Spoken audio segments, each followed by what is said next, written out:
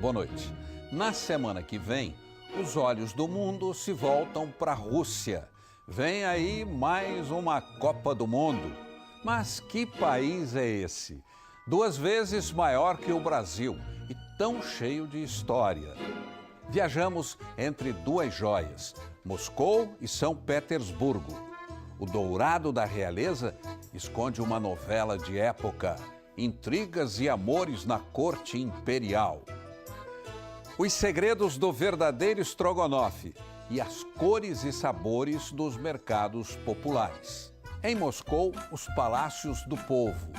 As imponentes estações de metrô formam uma surpreendente galeria de arte. Aqui no Brasil, uma descoberta, uma cidade onde se fala russo tão bem quanto o português. E as emoções do Dia da Vitória. Vamos conhecer um país que está se reinventando.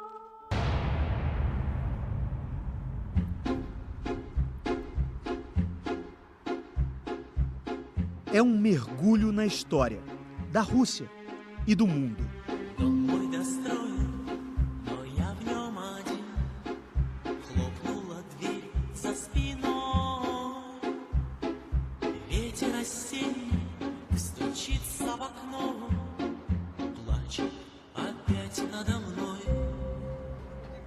As construções de uma cidade guardam marcas do passado. Revelam tanto quanto um registro escrito do que um dia aconteceu. A expressão russa Kremlin significa fortaleza em português. Coincidência ou não, o Kremlin é a sede do poder de um país eternamente em busca de se defender. Só que de uns anos para cá, as prioridades mudaram. A Rússia entendeu que precisava se modernizar para manter a sua relevância no mundo. Investiu pesado e pretende mostrar o resultado no mais popular dos eventos esportivos. O que o mundo verá na Copa é uma Rússia dividida entre o antigo e o novo, num delicioso dilema entre olhar para trás ou seguir adiante num caminho diferente.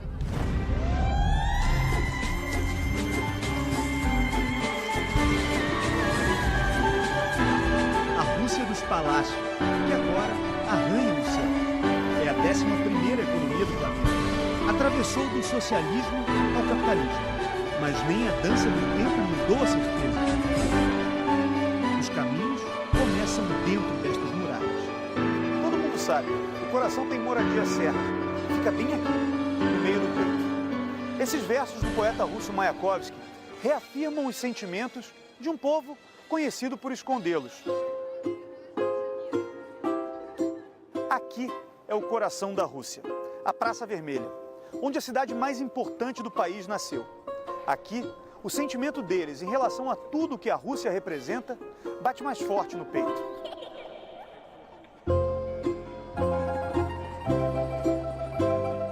Os pés confundem a direção, numa praça cercada de memórias. Isso aqui é o marco zero da cidade de Moscou e existe uma superstição aqui de se jogar uma moeda na direção daquela capela e fazer um pedido, que dá sorte. Quantas moedas! E tem sempre alguém interessado nelas. Acontece que as pessoas jogam tudo errado. Tem que ser com a mão direita por cima do ombro esquerdo. Eu aprendi isso porque a nossa produção é russa de verdade, entendeu? Então eu vou fazer agora, ó. Desejo de vitórias. Hexa! A Catedral de São Basílio, patrimônio mundial, é um marco das conquistas desse povo. As torres lembram um fogo. Chamas que sobem até as nuvens. São 9 séculos de história convivendo no mesmo lugar. Há um ano, entender as mudanças nesse país é a minha missão. Temos um encontro marcado com uma brasileira. Vocês vão gostar dela. É para lá que a gente vai, mas sem pressa, porque o transporte revela muito sobre esse povo. Isso é bem bacana. Os russos são muito ligados à leitura e estão sempre lendo no metrô. Não é jornal, revista, não. Literatura. No metrô de Moscou, entrar no livro não é necessariamente uma força de expressão. Nas paredes da estação Dostoiévskaya estão descritos momentos de Crime e Castigo, obra-prima do autor, Fyodor Dostoiévski, que por sinal nasceu aqui perto. Essa verdadeira cidade subterrânea, o metrô, impressiona, deixa a gente meio perplexo. O metrô da capital surgiu em 1935, desde o início com a ideia de transportar e impressionar. Essa é a estação mais funda de Moscou. Essa escada rolante que a gente vai subir agora é provavelmente a mais demorada de toda a cidade. Vamos cronometrar? Aqui, ó. Valendo.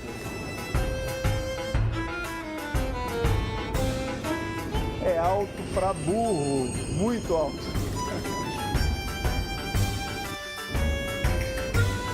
E parou. 2 minutos e 55. É fundo, hein? Perceberam o requinte? As luxuosas estações são conhecidas como Palácios do Povo.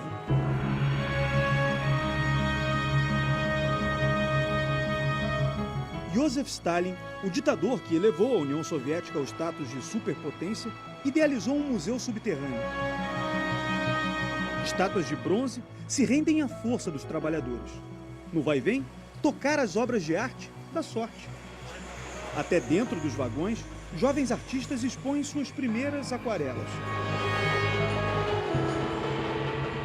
Aqui na Kiyevska, por exemplo, a gente vê 24 afrescos representando a vida e o trabalho do povo ucraniano. Os dois países faziam parte da União Soviética. A União das Repúblicas Socialistas Soviéticas começou após os comunistas, liderados por Vladimir Lenin, chegarem ao poder. Durou de 1922 a 1991. Com o fim, 15 das 16 repúblicas da União se tornaram países independentes. E a Rússia de hoje é um pouquinho de cada um deles. Vocês se lembram da brasileira que eu falei? Dona Wilma, a senhora me trouxe para o Danilovsk Market. Parece uma feira daquelas da gente do Brasil. Aqui tudo é legal. É?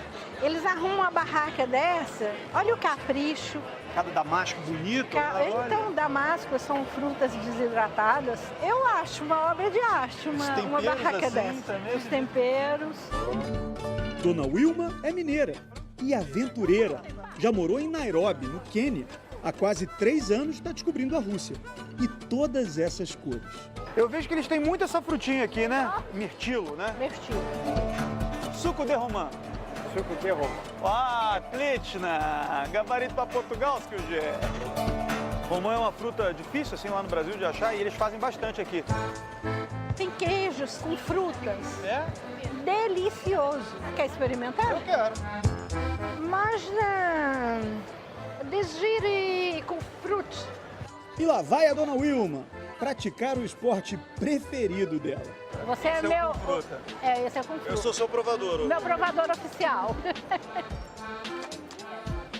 Gostoso, não é? Parece queijo Minas um pouquinho. Parece. É experimentar. Não é que os russos falem português, longe disso. Mas a Dona Wilma se faz entender. Vai na linguagem do carisma, né? A mímica, o dedinho. E a gente consegue.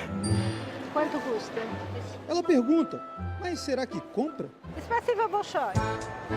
Pode comer um, prova um de cada. Prova. E assim a gente vai fazendo, né? Vai passando uma barraca, pede pra provar um negócio. Ali, prova mais outro ali. Quando chegar no final do mercado... Já provou tudo, tá sem fome. O prato preferido dela é o plof. Para nós, brasileiros que gostamos de galinha com arroz, é parecido, só que aqui é com carne vermelha, né? Olha a dica boa pro pessoal que vier pra Copa do Mundo. Falando em Copa, sabe quantos ingressos essa senhorinha de 73 anos comprou? 12. Nossa! São todos os ingressos dos Jogos de Moscou, então. Eu falei que Copa do Mundo, a única coisa que eu vou fazer é descansar e assistir jogo. É uma energia muito boa. E muita gente que trabalha nessas bancas são de repúblicas soviéticas mesmo, né? São de repúblicas Muitos georgianos, soviéticas, muito. do Azerbaijão, É. da Armênia. Brinca, A barraca das senhoras do Uzbequistão é divertida. Я чуть-чуть ваше слова понимаю, много слов. Ela Сколько? entende algumas palavras do que a gente fala. Patimu, вы... Digo que ela entende porque deve assistir as novelas que a gente faz. Brasília, da... Eu vejo. Clone. Clone Da nossa novela do Brasil, Clone, elas viram. As novelas brasileiras falam de amor. Diz que nas últimas semanas do Clone não se via ninguém nas ruas na hora da novela. Eu adoro os produtos do Brasil. Queria que vocês mandassem mais coisas gostosas pra cá, hein? Mas sem imposto. Agora um olá pro Brasil. Um olá pro Brasil. E quantos beijos na Dona Wilma. O seu Assad, do Azerbaijão, vendedor de romãs, estava todo carinhoso. Por favor, traduz para mim. Diz para ele que ele, como bom russo, que ele é simpático como todos. Ты очень симпатичный, как все людей, которые нас знают. Спасибо. Ganhei o dia.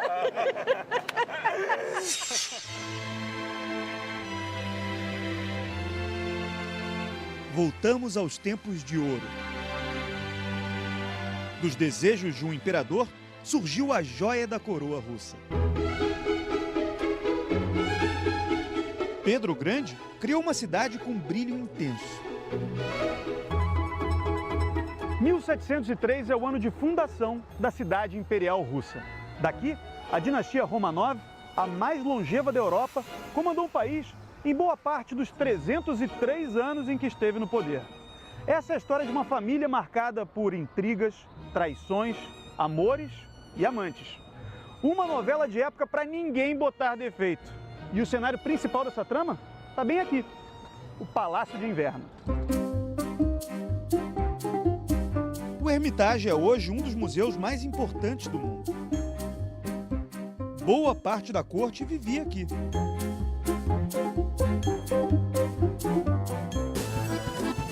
Pedro, Elisaveta, Catarina.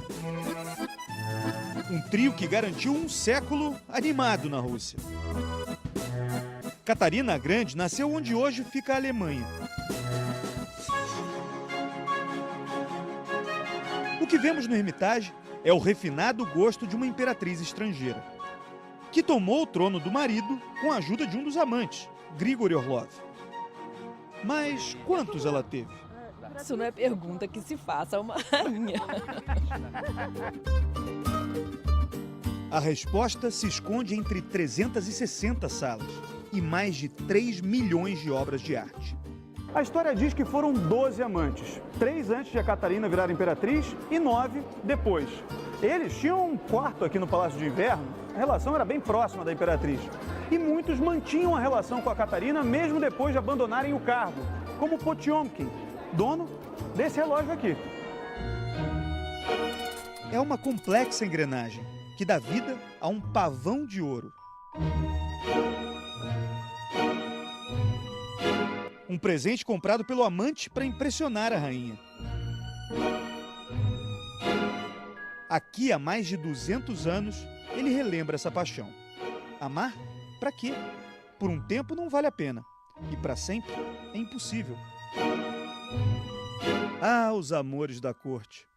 Estão no coração. E a mesa. Do caviar a um dos 10 pratos mais famosos do mundo. Vocês estão entrando agora num palácio que não pertencia à família imperial Romanov, mas recebia reis e rainhas em grandes festas, com muita música, dança e comida, é claro. E sabe o nome desses anfitriões de tanta gente importante? Strogonov. Entre eles, Alexander Sergeyevich. Ele era muito animado, rico, colecionador. É o provável criador do Strogonoff. Ele sempre inventava algo. Mas essa origem é um mistério. A primeira receita apareceu num livro de culinária do século XIX. Levava mostarda e o ingrediente mais importante, e nos orgulhamos dele, a smetana, que só existe aqui. Por isso, o verdadeiro Strogonoff só dá para fazer na Rússia. Neste edifício dos tempos da Catarina, vamos aprender a receita original do estrogonofe. As amigas Nástia e Kátia vão preparar pra gente. Tá tudo aqui que a gente precisa para fazer um estrogonofe original, não é isso? Carne, cebola, mostarda e smetana. O que eu posso fazer? Cortar a cebola. É fácil de preparar. Até as crianças gostam dele. A carne é temperada com pimenta e sal. Por que a cozinha é o lugar mais importante de um apartamento para o russo? Na cozinha, sempre se juntava a família inteira para comer e conversar, receber visitas. Os russos gostam de cozinhar, gostam de ficar nesse ambiente assim. Os ingredientes vão pro fogão. Essa aqui é a tal da smetana, que é super famosa aqui na Rússia. Parece meio um creme de leite, mas é mais azedo. Lembra nata, mas também não é nata. Fica gostoso. Dizem eles que é o segredo para o estrogonofe russo ser tão diferente, porque é um ingrediente que não tem em muitos lugares do mundo. A carne fica mais ou menos 7 minutos aqui, depois mistura com a cebola, e aí quando põe a smetana, fica mais uns 20 minutos, mais ou menos. Chegou a hora de provar. Девушки, можно? Нужно. Ok, нужно, precisa provar. Vamos provar. Muito gostoso.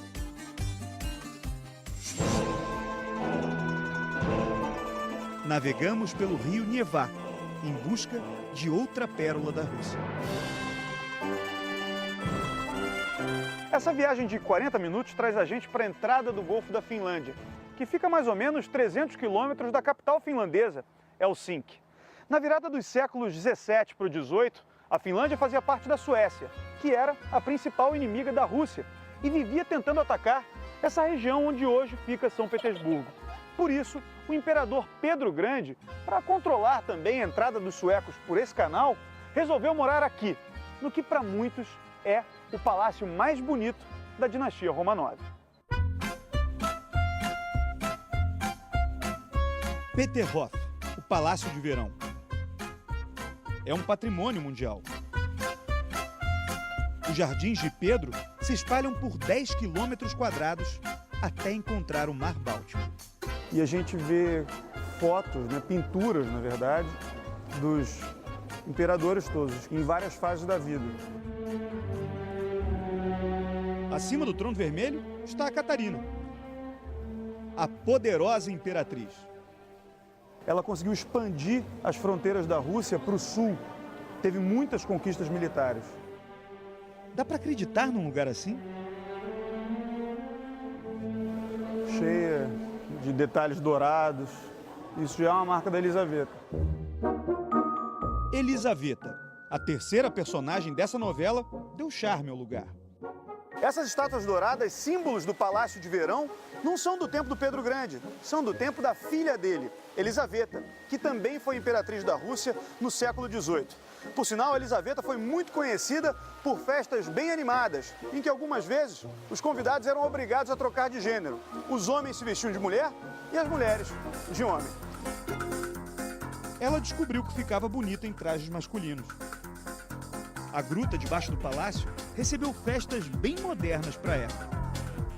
Tudo ali, perto de uma enorme tubulação, que há séculos alimenta um espetáculo. As lágrimas de Sansão e as mandíbulas do leão. A vitória da Rússia sobre a Suécia na Grande Guerra do Norte. Uma engenharia sem igual, usando apenas a força das armas.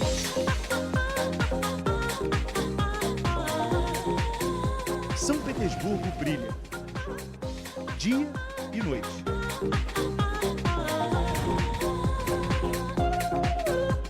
Em cada cena. E as pontes são um show à parte.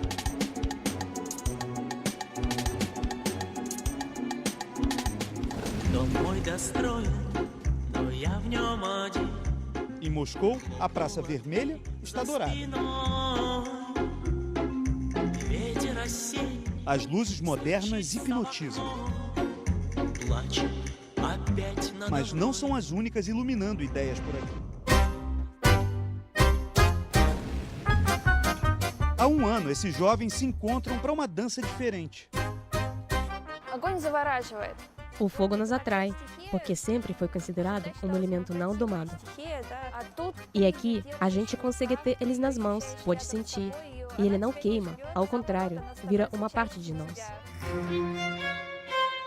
É um balé que incendeia a vontade de conhecer, se descobrir. A juventude russa é diferente. Ela quer se realizar do jeito dela, e não do jeito que os outros querem. Exatamente como a nova Rússia. O mundo está nas nossas mãos, e a gente se movimenta junto com o planeta. A pergunta é, para onde?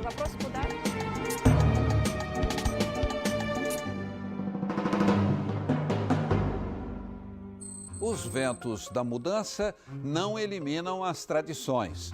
Nosso repórter experimentou a sauna da saúde e levou um tremendo susto. É daqui a pouco.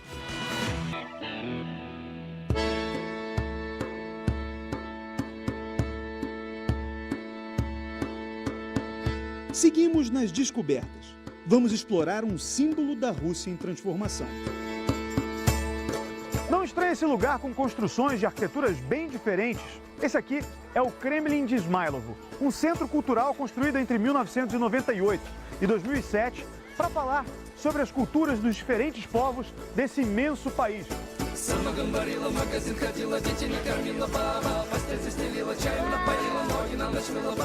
A gente tem uma barraca com várias peças de âmbar, que é típico do norte da Rússia, da região de Kaliningrado, inclusive vai ser sede da Copa. Lá tem a maior produção de âmbar no mundo, eles chamam de Antária, vendem muito. É a seiva das árvores fossilizada, de milhões de anos atrás. Os sons do país vão nos guiando. Os instrumentos de corda me prendem no caminho. Bravo! Bravo! Balalaika, baika, Балаболка. balabolka. Pode chamar de qualquer jeito. Любой человек может научиться за 2 минуты. Qualquer pessoa pode aprender em 10 minutos. Será que eu aprendo a tocar isso?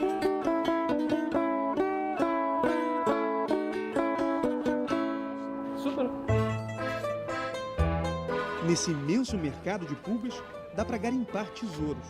Olha aqui. O Misha, mascote das Olimpíadas de 1980 aqui em Moscou. 800 rublos. Skid Caneto. Давай 700. 700. Consegui por 700 aqui, ó. O Misha original é difícil de achar. Já as matrioscas, as bonecas russas, decoram todo o mercado. É tanta barraca vendendo que o ecrã aprendeu a fisgar os clientes na língua deles. Пожалуйста. Assalamu alaikum. Hello to everybody. Buongiorno, tutte differenti matrioshke e grandi sconto. Tawa, ugo wawa, shuga wawa, piei tawa. Por favor, konnichiwa, dozo mito kudasai.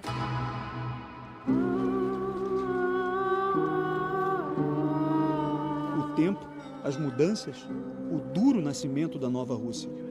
Cada toalha estendida no chão tem um pouco dessa história. Dona Tatiana, 74 anos. Na sarjeta, no finzinho da feira, ela arruma a louça carregada de sentimentos. E na verdade ela já vendeu muitas coisas que pertenciam à família, não só jogos de chá, pratos, estatuetas. Isso era muito comum no período da perestroika, que era a abertura da União Soviética, em que as pessoas não tinham muita noção de como fazer comércio, como ganhar dinheiro e saíam vendendo tudo que tinha em casa. A senhora vaidosa fez escola técnica, trabalhou no metrô. Conta que levava uma vida boa nos tempos soviéticos. Hoje tem uma pequena pensão. Vende o passado para garantir algum futuro.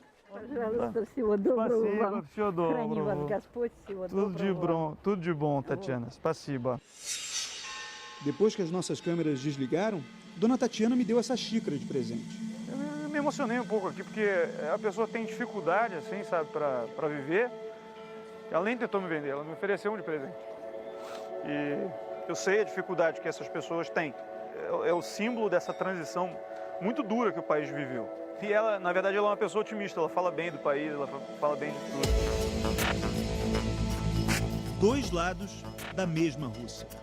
20 milhões de pessoas vivem abaixo da linha da pobreza. Mas nenhum outro lugar tem tantos bilionários. Eu disse bilionários.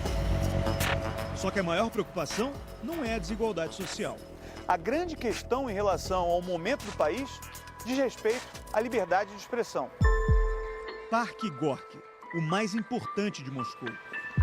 Num país em que o homossexualismo é um tabu, esses 4 rapazes aceitaram conversar com a gente. Normalmente você não fala disso. No trabalho, com a família, você não conversa sobre isso. Participar de algum evento público gay é proibido em Moscou. A reação é muito agressiva. Com o Putin no poder, a situação foi piorando. O resultado é o que aconteceu ano passado na Chechênia.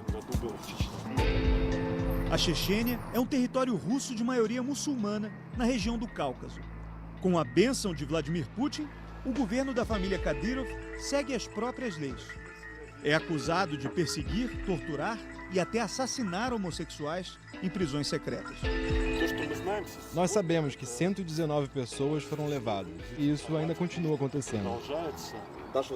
Os problemas não são só com os homossexuais, mas com qualquer forma de manifestação.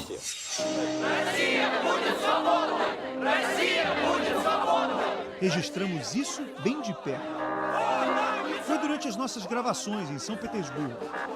Essas manifestações acontecem com muita frequência aqui na Rússia. Eles vão à rua e começam a protestar contra a falta de liberdade de expressão e, é claro, fazem críticas diretas ao presidente Vladimir Putin, que está no poder desde o ano de 1999. A gente está aqui porque o presidente foi reeleito. Agora ele acabou de ser reeleito para um mandato de mais 6 anos.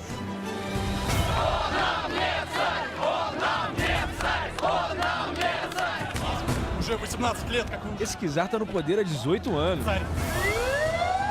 A polícia entra em cena.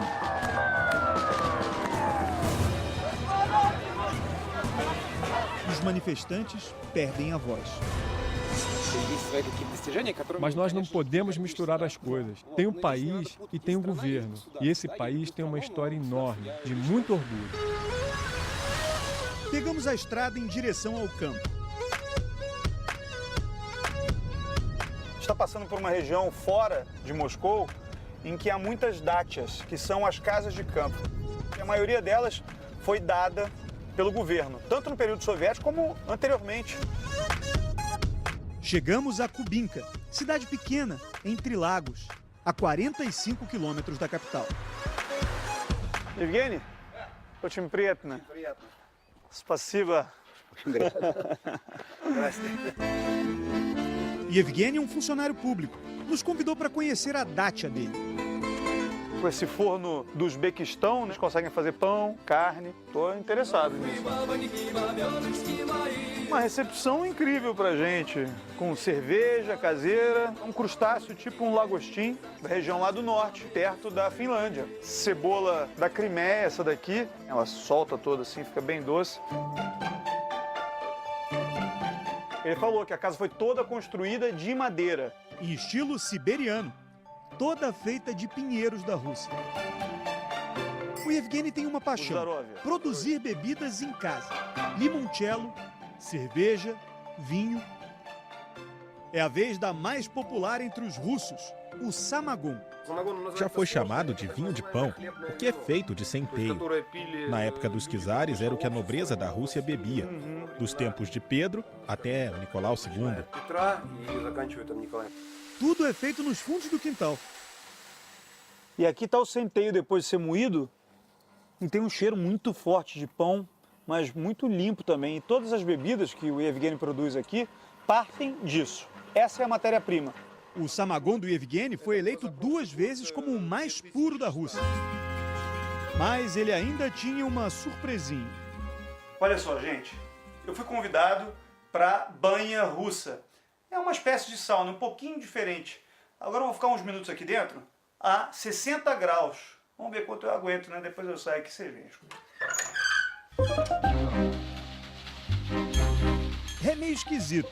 O Evgeny diz que as folhas de carvalho e o eucalipto vão melhorar no sistema imunológico e a circulação sanguínea.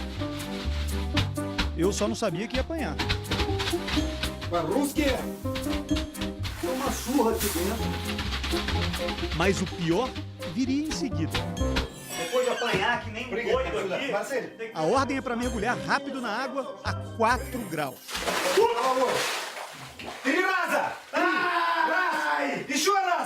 Márcia! Tem que voltar pra lá de novo depois. Não tô entendendo isso. Ele disse que tem que fazer isso 5 vezes por dia. Fica mais quente cada vez que ele vai. Na cara, respira. 4 graus, hein? Fui! E o ritual de tortura, digamos assim, se repetiu por 3 rodadas. É russo, né? Obrigado, Globo Repórter.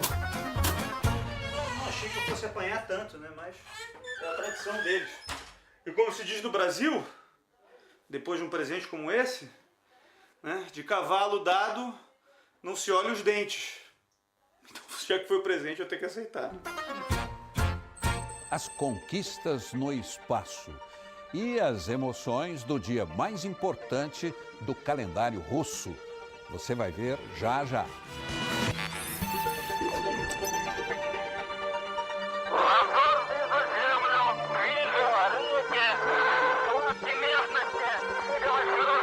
A voz de Yuri Gagarin, primeiro homem a visitar o cosmos, ecoou pelo planeta. Começava uma nova era. Eu sinto muito orgulho do meu país. Nós fomos os primeiros a conquistar o espaço. Está tudo aqui, no Museu do Cosmonauta. Sputnik, o primeiro satélite. A cápsula que levou Gagarin. Mas elas roubam a cena. Bielka e Strelka, as primeiras cadelinhas a voltarem do espaço. 28 foram lá para cima, nos anos 60. Laika, a mais famosa, não resistiu. Já essas duas viveram muito após a aventura. A Strelka teve 2 ninhadas depois que voltou do espaço. Um dos filhotes foi dado de presente para a primeira-dama dos Estados Unidos, Jacqueline Kennedy. Mas sabe quem essa turma veio ver? Yuri Alexeyevich Gagarin. O grande Yuri Gagarin. Até hoje, um dos personagens soviéticos mais cultuados nessa Rússia que a gente está conhecendo. Mas, na verdade, ele não era tão grande assim. Ele tinha 1,57 m. Para caber nesses escafandros pequenininhos, não podia ser muito grande, né? Um pequeno homem. Grande herói. Do país mais extenso do planeta. Eu sou só um homem comum russo igual a outros milhares. Quando ele retornou da lendária viagem, era uma alegria só. As pessoas foram para as ruas. Estavam todos felizes. Gagarin morreu jovem, num acidente de avião. Não viu os americanos pisarem na Lua há quase 50 anos. Na Rússia de hoje, os símbolos soviéticos ganham novos sentidos. É 9 de maio, dia da vitória, o feriado mais importante do país. Há décadas, o Ocidente associa a vitória na Segunda Guerra Mundial aos Estados Unidos. Nesta data, os russos fazem questão de afirmar que a vitória sobre a Alemanha nazista de Hitler partiu do povo soviético. Uma data para celebrar o heroísmo do passado e o poderio militar do presente. Tanques, blindados, caças aéreos e uma arma devastadora.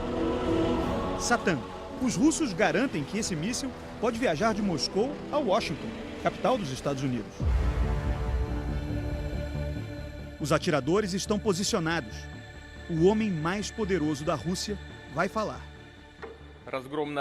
A derrota dos nazistas foi uma vitória triunfal. A mensagem da libertação rapidamente ecoou pelo planeta. E todos os povos entenderam que a União Soviética definiu o resultado da Segunda Guerra Mundial.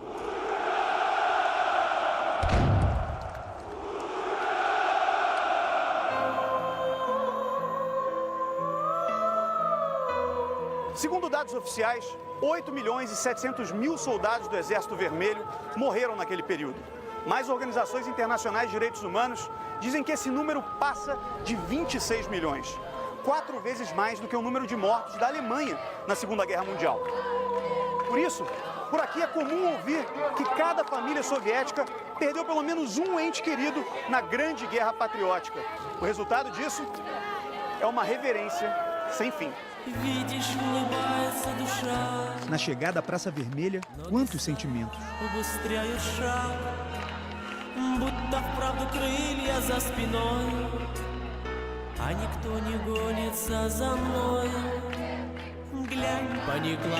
Esta senhora me chama a atenção.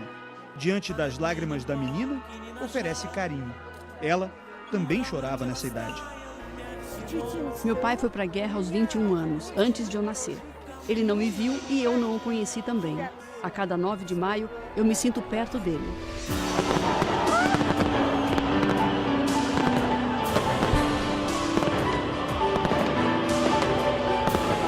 O coração vermelho de Moscou está pulsando.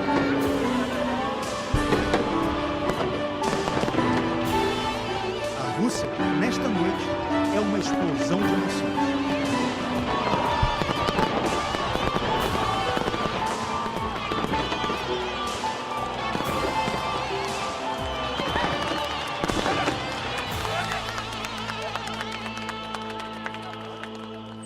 De Moscou para o sul do Brasil, vamos descobrir juntos um tesouro que veio da Rússia.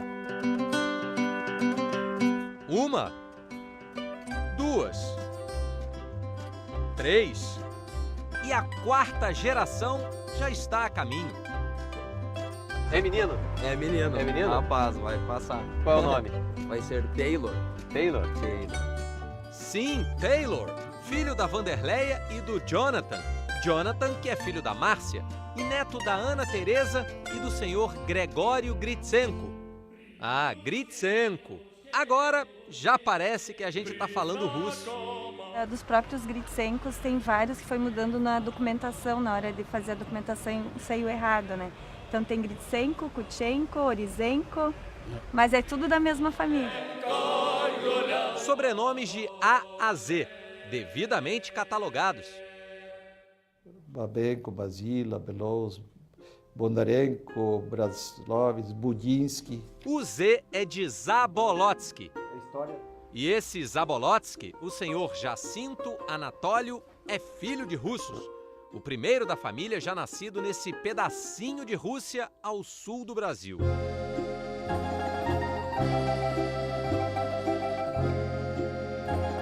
De 1909 a 1912 entraram em solo gaúchos legalmente 19.525 imigrantes russos legalmente. Guardar a memória da imigração virou missão de vida para esse advogado. São registros que reconstroem a travessia entre a gélida Sibéria, de onde saiu a maioria dos imigrantes, e a fértil Campina das Missões, a 550 quilômetros de Porto Alegre, quase na fronteira com a Argentina, e hoje com pouco mais de 6.000 habitantes. No município de Campina das Missões, cerca de 25% são descendentes russos. Queriam fugir do frio e das turbulências políticas de um império czarista que ruía. Para eles foi prometida terra para plantar, mas a terra era mata virgem. Os pioneiros lutaram contra a fome, estabeleceram contato com índios guaranis e aprenderam técnicas para semear o novo solo.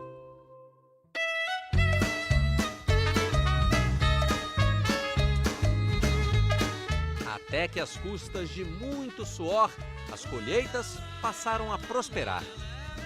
E aqui a região é boa de produzir o quê? É até milho, é soja, trigo, feijão, o que plantar dá. Atualmente, os laços comerciais entre os dois países são muito fortes nessa região. Só essa empresa aqui abate cerca de 30.000 animais por semana, dando um total aproximado de 4.000 toneladas de carne suína, dos quais 40% são exportados diretamente para o mercado russo.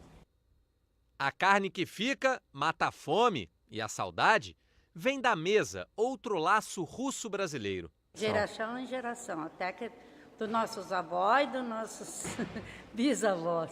O meu porte é diferente dos outros. Tem um toque não, brasileiro. Tem um segredo, não vou contar.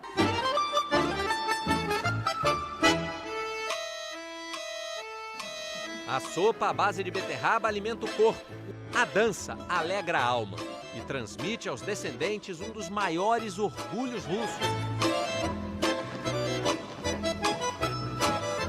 É uma herança muito mais do que material, é muito mais preciosa do que qualquer herança material. O grupo de dança folclórica Troika foi formado na cidade há 26 anos. E desde então valoriza as raízes de uma comunidade que também se mantém conectada espiritualmente. Era para reunir as famílias, ainda se acostumando a uma mudança tão brusca nos rumos de suas vidas. E acabou virando um marco histórico. Aqui, em 1912, foi erguida a primeira igreja ortodoxa russa do Brasil. Inicialmente, era toda de madeira, até que em 1955 houve a reconstrução e ela ganhou a forma atual, de alvenaria, virou ponto de referência e de partida, para que a fé dos imigrantes russos não só fincasse raízes, mas se espalhasse pela região e fosse além, bem além de Campina das Missões. O cristianismo ortodoxo é a religião predominante na Rússia. Uma tradição que sobreviveu ao período soviético, mais de 70 anos em que os cultos religiosos foram proibidos no país. A missa tradicional, os ícones, toda a liturgia. O cemitério da cidade também guarda símbolos e registra a trajetória de diferentes gerações. História escrita no alfabeto cirílico, em língua materna, ainda ensinada por Dona Ana Elenko.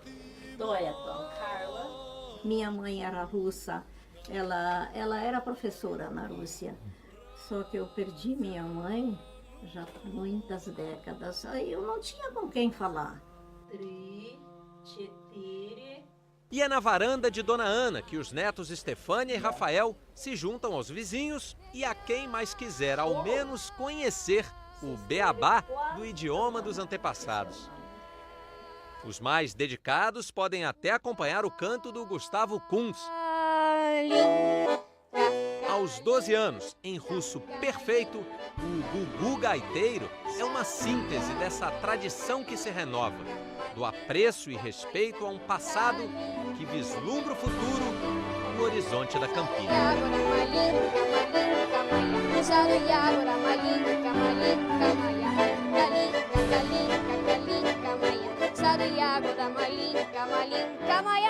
Vem aí a super série Onde Nascem os Fortes.